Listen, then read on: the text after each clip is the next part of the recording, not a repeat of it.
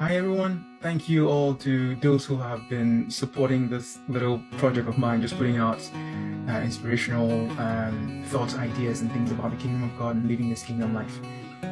One thing that came to mind to share today, and I think a few people have asked me that question is, how do you keep being swift and completely obedient to what God is saying? I don't think, I think that's a great question, but I think the real question or the underlying question that drives that question is, do you even keep track of what God is saying?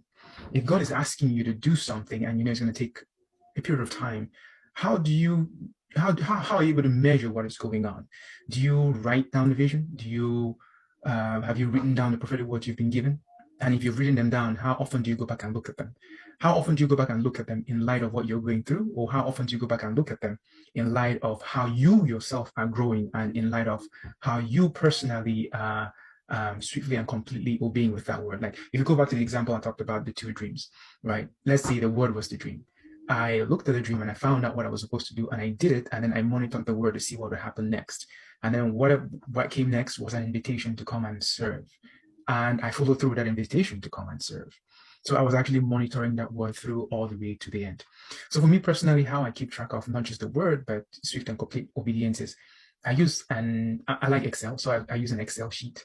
I actually have a document that I've created to be able to tell me the day, the time I got the word. And I don't just put any kind of word in there. I put it from people that I trust and people that have a certain level, not just integrity, but have some level of scars, people that are reliable, trustworthy, that you will say, this guy gave you a word, you can trust it because of the level of authority they carry. So I put those words in my document. I have a date that I got the word.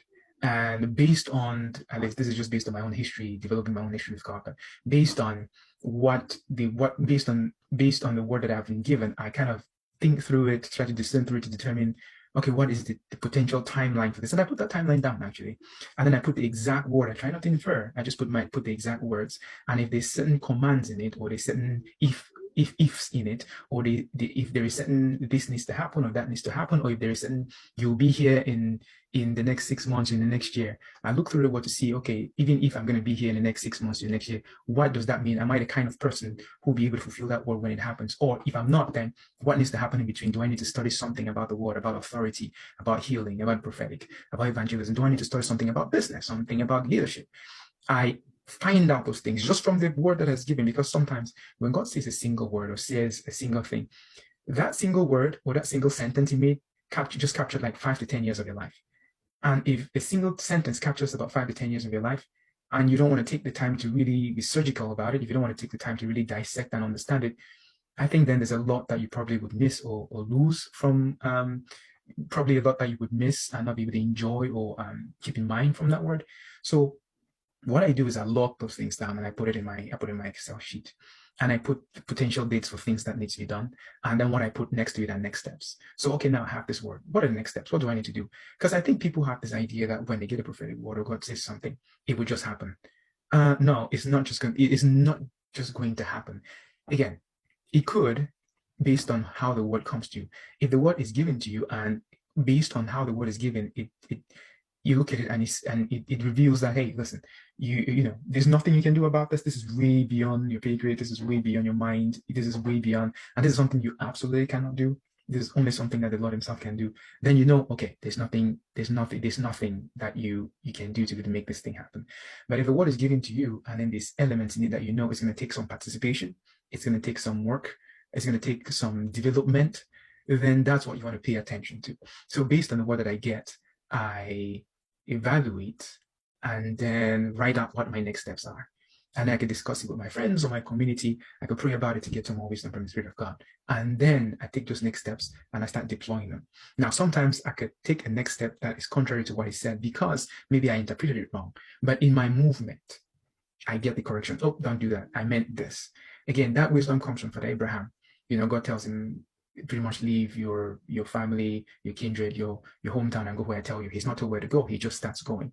It's along the way, after he stops somewhere, after he's left his hometown, that God comes. So in other words, in obeying partially and leaving his hometown, outside of his hometown is where God first meets him to enact a covenant with him. So it's the same here. It's almost like you have a green light until you have the red light, or you have the green light to go ahead and do what you need to do until God gives you the signal or gives you the red light that says no, or redirects your steps. Right? So this is when you have already been given a word, and the word describes, and then the word that God gives you will give you the scope of, oh, this is what you need to be doing, or this is the arena in which you need to be doing it. He might give you an arena, which means you have a lot of leeway to do what you want in an arena. But if he streamlines the word, then you don't have too much leeway on what you need to do. You need to hone in on that thing that he's asking you to do and do just that, or remain within that field or that sphere of influence, because that's where the grace is. That's where the grace is for you to do what you need to do, and that's where the results or the blessings are for you to receive, or the connections are for you to where the connections are for you to be able to make. I know it feels like a little bit I'm rambling. I'm just trying to piece a few thoughts here and there to be able to help you understand how to be able to not just have a word, but also be able to track it so that you know you're swiftly and completely obeying. So every now and then, for me personally, I do every 2 weeks, sometimes every month, especially every quarter. I go back and I look at the words and I go, what did he say?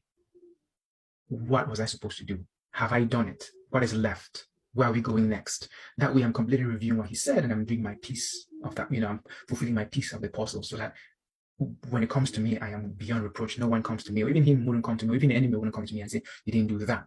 I know I'm beyond reproach because I did whatever I needed to. Now I'm just waiting on him to finish his piece of the puzzle, which brings everything full cycle. So hopefully that was helpful. Just wanted to share my thoughts with respect to not just having a word, but continually reviewing it so that you know whether you are swiftly and driving towards completeness of obedience. I hope that was helpful, and I'll talk to you guys soon. And again, thank you all for your support. Take care.